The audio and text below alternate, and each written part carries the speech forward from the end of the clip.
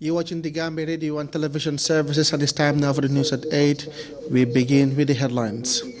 Lawmakers adopt the amended Women's Bill 2015, essentially paving the way for the prosecution of those involved in female genital mutilation.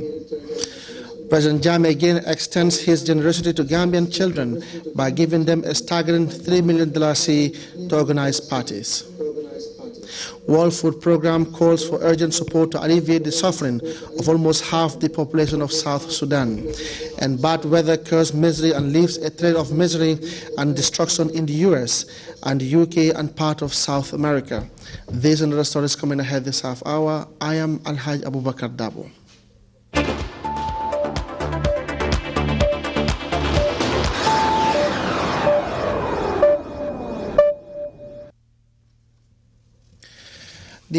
His Excellency the President of the Republic of the Gambia, Sheikh Professor ALHAGIE Dr. Yahya AJJ Jammeh Babil Mansa, acting under the provisions of Section 71(4)(b) of the Constitution of the Republic of the Gambia, has decided to relieve Mr. Ismaila Sanyang and Mr. Suleiman Samba of their cabinet appointments as Ministers of Agriculture and Presidential Affairs, respectively, with effect from Monday, 28th December 2015.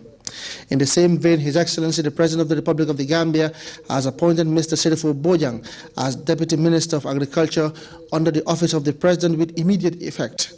Mr. Suleiman Samba remains his position as Secretary General and Head of the Civil Service. Lawmakers have ratified the amended Women's Bill 2015, essentially criminalizing female genital mutilation. This after President Jammeh made a declaration a couple of weeks ago to that effect. The bill was tabled by the Vice President and Minister of Women's Affairs, Her Excellency Dr. Aissatou Njie Saidi.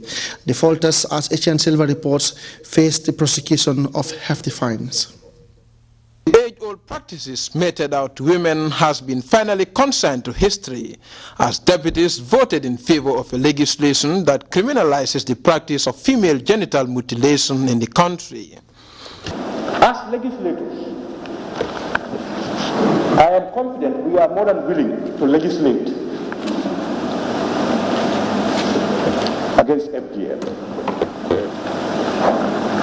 But we are also mindful that we represent a people whose opinion we must express. And most of those people who run around honorable members are women. The ban on FGM was pioneered by the President, His Excellency Sheikh Professor Dr. ALHAGIE Yahya Jammeh Babil Mansa, a month ago during a meeting at his home village of Kanilai, prompting this historic development. As from today, female circumcision is banned from Katon to Koina.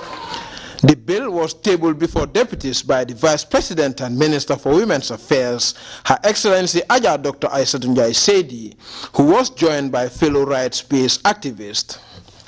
The Women's Amendment Bill of 2015, now being proposed, of course, for the prohibition, but not only prohibition, but criminalization as well, of FGMC throughout the Gambia, seeks to give effect to, as well as enforce, the constitutional rights of women and children, not to be subjected to practices that are harmful to their health and well-being, and also to give effect to our international and regional commitments and periodic reportings that we are required to do, and other obligations. Madam Njie Saidi also pointed out a number of international legal instruments that make similar calls to ban female circumcision, such as the African Charter for Human and People's Rights. On the Article 5 of that protocol, it is clearly underscored that member states are required or are under the obligation to prohibit female genital mutilation and other practices that are harmful to women and girls. The Vice President exudes confidence in the successful implementation of the law, even though it is fully entrenched among rural women. She further went on to lay out plans that will follow as soon as the law comes into effect. Capacity building is critical for judicial officers in particular, and other members of law enforcement agencies as well. And number two, awareness as well as sensitization programs targeting all relevant stakeholders, including women, children, the youth, men, religious leaders, traditional leaders, other opinion leaders in society, circumcisers, chiefs, alcalolos, regional governors, honorable members of the National Assembly, civil society organizations, NGOs. The list goes on. Vice President Jai said this proposal was seconded by the Deputy Speaker of the National Assembly, Honorable Fatum Bai, who described FGM as a health hazard, thereby qualifying its legislation as one of the most progressive ones they ever treated at the new National Assembly chambers. FGMC comprised of procedures that involve partial or total removal of the female genital organs that intentionally alters or cause injury to the female genitalia for non-medical reasons. Honorable Speaker, FGMC is a deep-rooted cultural practice. The majority leader also spoke in favor of the legislation. He called on Gambians to sensitize each other about the dangers of FGM, stressing that the law is not enacted to condemn the norms and values of the citizenry, but to deter practitioners from further harming others. I am equally confident that the purpose of the law is preventive, to prevent people or women from taking their girl child for circumcision. That's the purpose. The bill, like many others, could not win the support of all deputies, especially those on the other side of the bench, who called on FGM a rite of passage. Honorable Speaker, the practice exists in this country for centuries of years. It is very difficult for it to be stopped within a few years. Nonetheless, nominated member Sirin Jai could not buy the opposition's argument, insisting that the people's norms and values will still be respected by the law. Under Section 32A of the newly ratified Women's Amendment Bill of 2015, anybody who is caught practicing FGM will be liable to pay a fine of $50,000 in default to serve a 3-year jail term, while Section 32B also provides similar penalties for accomplices. The bill was finally approved following an overwhelming support from National Assembly members and now puts the Gambia among 38 African countries that abolishes female circumcision. Etienne Silva, GRTS News. Lawmakers have ratified the amended Women's Bill 2015, essentially criminalizing female genital mutilation. This after President Sheikh Professor ALHAGIE Dr. Yahya AJJ Jammeh made a declaration a couple of weeks ago to that effect. The bill was tabled by the Vice President and Minister of Women's Affairs, Aja Dr. Aissatou Njie Saidi. Defaulters, as Etienne Silva reports, face the prosecution of a hefty fine. We move to the next preamble. Lower basic school cycle pupils in the Greater Banjul area have been rewarded for the unprecedented welcome they accorded the head of state during the dialogue with the People's Store with a staggering $3 million to party. St. Teresa's Upper Basic School was one of the host schools to host the event. Janke Ture tells us more on how things fared down there.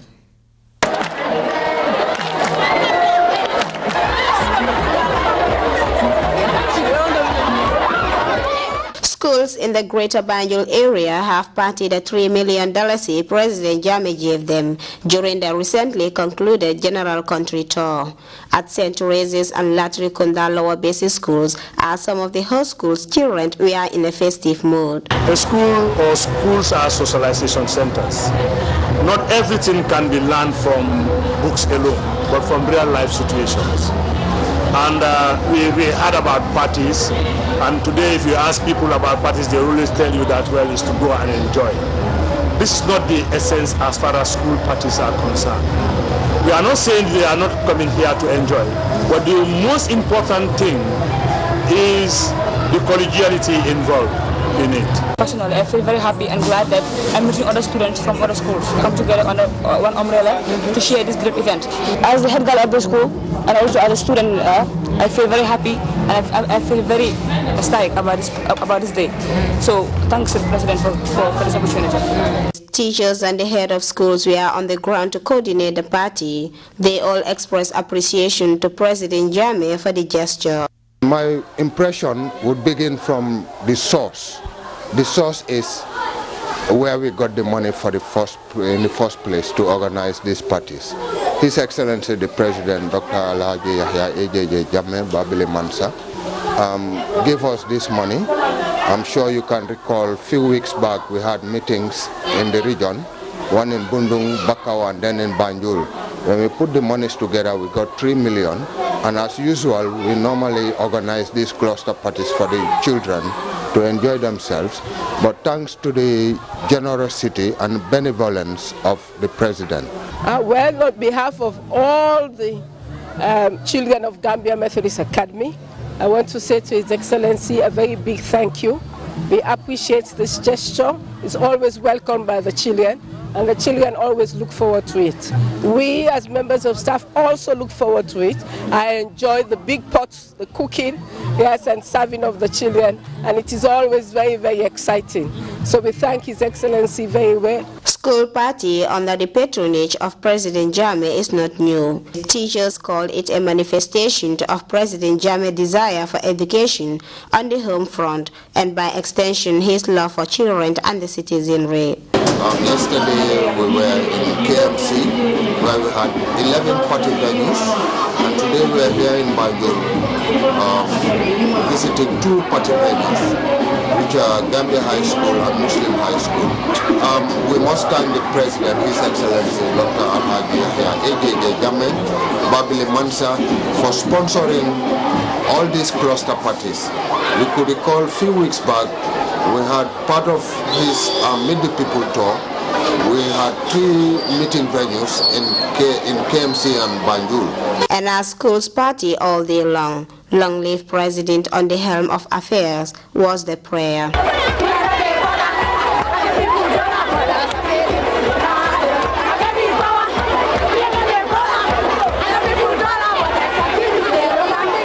Janke Toure, GRTS.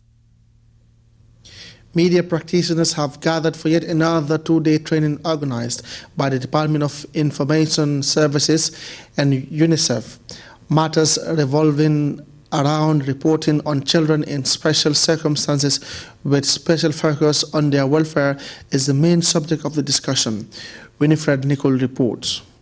If organized by the Department of Information Services, DOIS, in collaboration with UNICEF, has kicked off at the Tango Conference Hall. The gathering, attracting media personnel, aims to actively involve journalists in national advocacy efforts through media visibility of the situation of children and women in the Gambia. The training, as an activity of the Media Support Advocacy Program, implemented by DOIS and funded by UNICEF under the Gambia Government UNICEF Country Program Corporation 2012 to 2016. Sekou Jammeh, Secretary General Gambia Press Union, stressed his union's commitment in strengthening the cordial relationship it has with the Ministry of Information. He elaborated on the enormous responsibility on journalists in promoting child's rights with regards to ethical standards. Jammeh, however, noted that children have rights like any other human being. Human rights are based on the principle of universality, on the principle of interdependence, on the principle of inalienability. This means that every human being has a right, and every human being has a set of rights. And also every human being has rights that are very much connected to the other rights. And children are first and foremost human beings.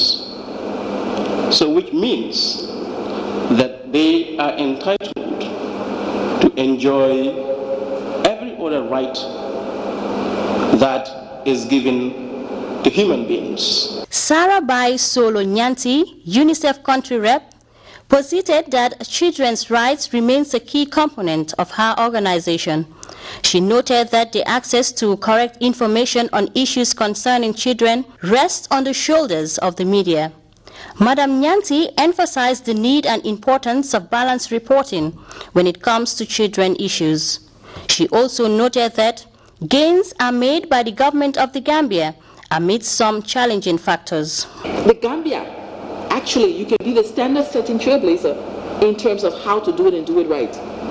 I call the Gambia the last mile country, or the country that's where you see the possibility of achieving the SDGs. And I say it very seriously because on so many indicators you've done so well. And if you just do a little bit more, we can be the poster child for the SDGs in Africa. Lamin Camara, PS, Ministry of Information, noted that the government of the Gambia recognizes the role of UNICEF and have considered UNICEF as a genuine partner in development. He, however, added that the media have a great role in child advocacy programs targeting the right audience. Your role as media practitioners in the implementation of the media support advocacy component cannot be overemphasized. This is because the media can serve as a powerful tool in supporting advocacy efforts for children and women by creating a strong program visibility focusing on the achievements and remaining gaps.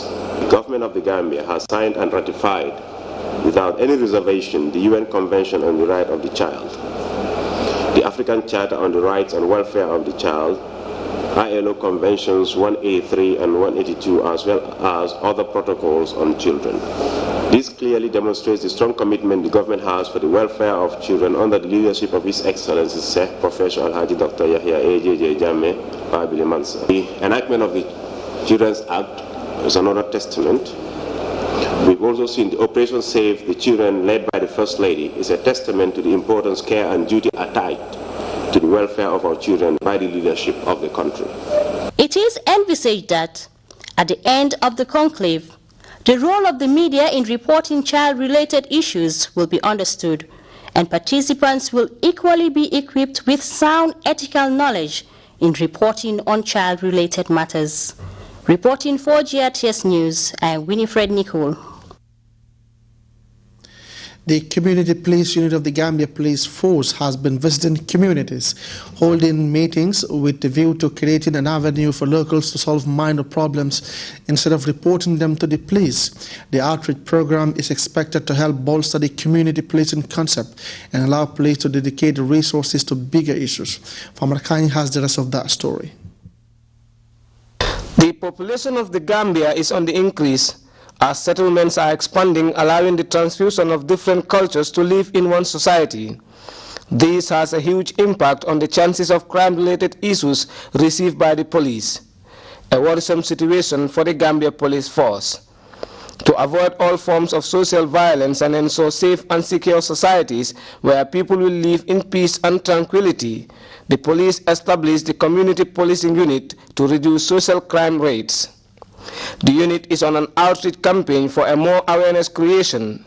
The community of Talending were the first to host the campaign, which is expected to bridge the gap between the police and the civil society. We believe policing is the business of everyone. If you don't want a police force alone, it's not enough.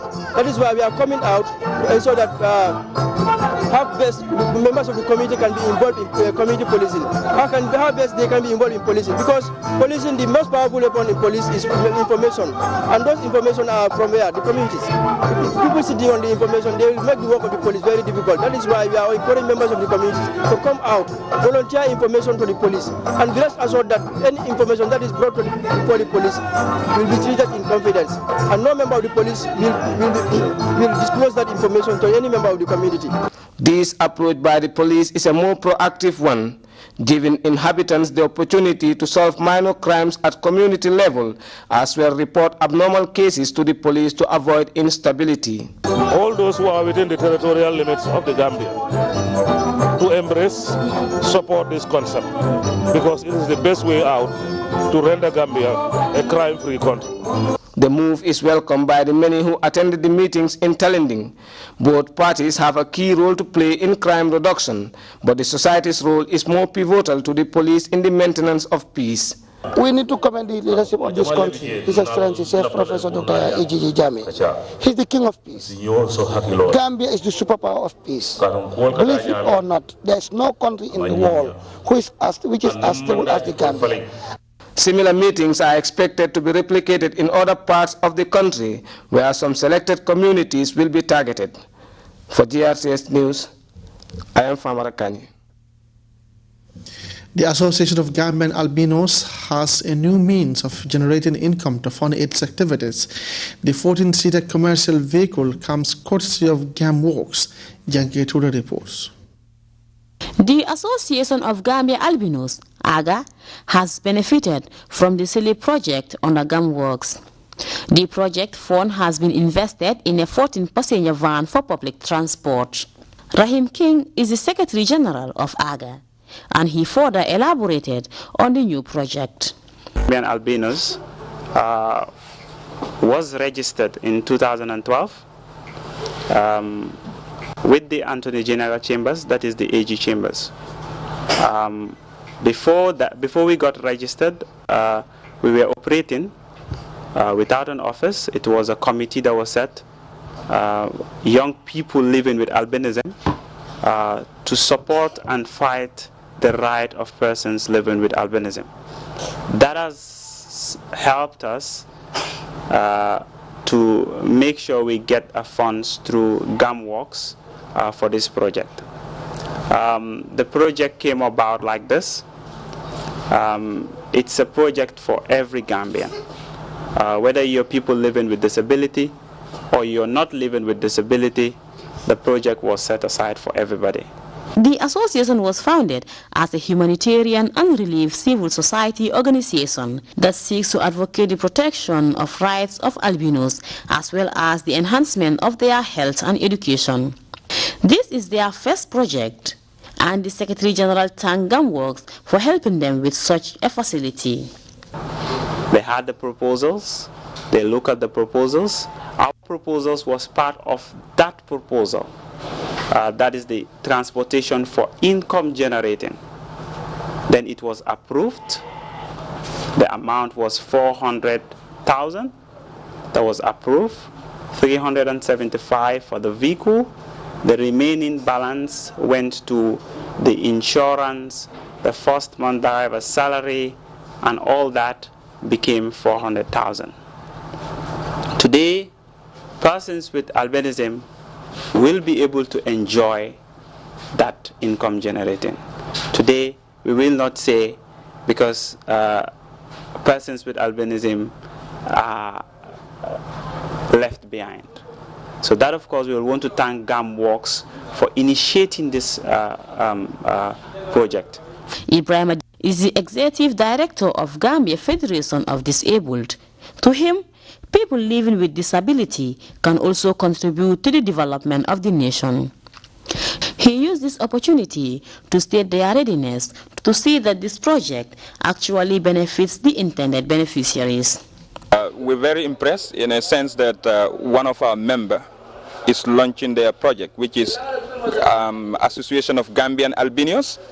They're launching their project on with the vehicle, and this is one out of numerous projects that are supported by GamWorks, ranging from soap making to tie and dye. You go to milling machines, as well as even guest house. And then the project is across the country, from here down to URR in Basse. And the intention of this particular project is to empower disabled people economically, to actually become self-reliant, to be seen as contributors. We wanted to go with the notion that disabled people are burden and they are tax users. We want to see them tax contributors towards nation building. This being their first project, a lot will be measured in a successful implementation of what has been an innovative step to self-empowerment. Aissatou Jatta, GRTS. We'll now take our first break. The news continues right after. ana yeen ñi na mo and ak seeni famille ana yeen ñi na mo and ak seeni xarit way ana yeen ñi na mo and ak seeni reeni xol fekk su leen ñi ciapin ciami xol akal la diva de la musique sénégalaise Titi Paris Bagas Band ci nuit bu spécial live Chéri Meka 31 December bar di ñeextalu at mi ca pencami hall. VIP platinum table $35,000. Gold table $25,000. 1st of January at the best 2016. ci biir pencami hall. City tickets $500 before 12 midnight. $600 later. VIP $750. li ma namm ci dàll bu gudd namm ko ci dress namm ko ci sañse taaru jekk lool yéen waa Brikama laa koy laaj. Second January 2016 $300 dong fekk la ñu jox ko. ana sama daalin Baby Ndiaye lonk ma ñu dem. ndaw lu nara neex featuring top Gambian artists Nova, Tata Dininga, Lilian and Jali Keba. yéen lii neex na de waaye guddi gi li muy rëy na mbaa tambe du la ñu ko tuddee ak Aïda seen côté Titi yaay suñu wokkata waaye ñooy sa xasan bu fekkale diine bii bokkul ak house party dafa nara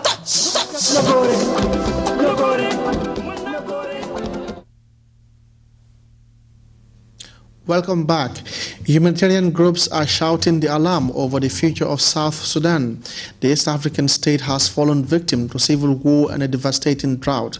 According to World Food Programme, these two factors have left 40% of the population on the verge of starvation.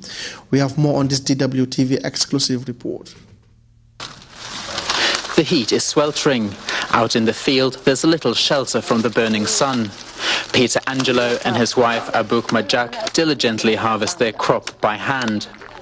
Each and every grain is important. This field is their main source of income. We've hardly had any rain this year, and therefore the harvest has failed badly. There's simply not enough crop, and some of it is rotten. Without support, we don't have enough to eat.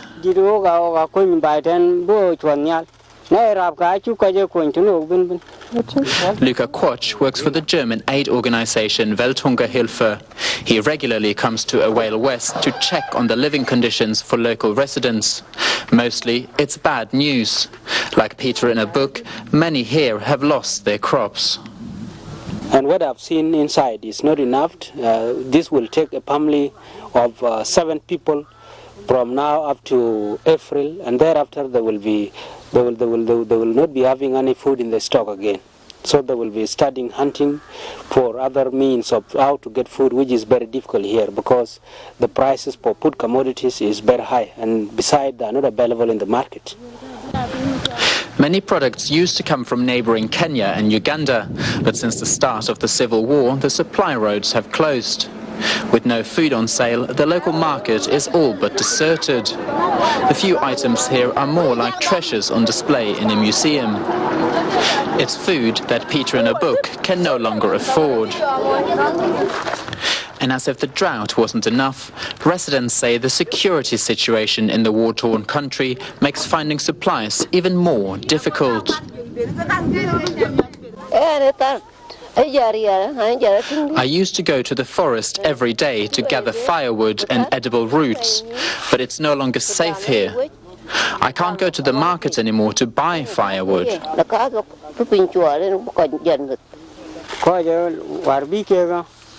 Here too, we are affected by the conflict. In July, we were attacked by rebel forces. They stole cows and goats and took some of our other possessions. They caused chaos. Then they disappeared back into the bush, but we are afraid that they're still out there. The situation in South Sudan is dire, a seemingly endless civil war and a threat of famine. The world's youngest country faces a difficult future. And before we go, a reminder of the day's major stories. Lawmakers have adopted the amended Women's Bill 2015, essentially paving the way for the prosecution of those involved in female genital mutilation. President Jammeh has again extended his generosity to Gambian children by giving them a staggering $3 million to organized parties. World Food Programme is calling for urgent support to alleviate the suffering of almost half the population of South Sudan. And bad weather has cursed misery and left a trail of misery and destruction in the US, the UK, and parts of South America. That was all in this edition of the news. Thanks for the pleasure of your company. Stay tuned and enjoy GRTS.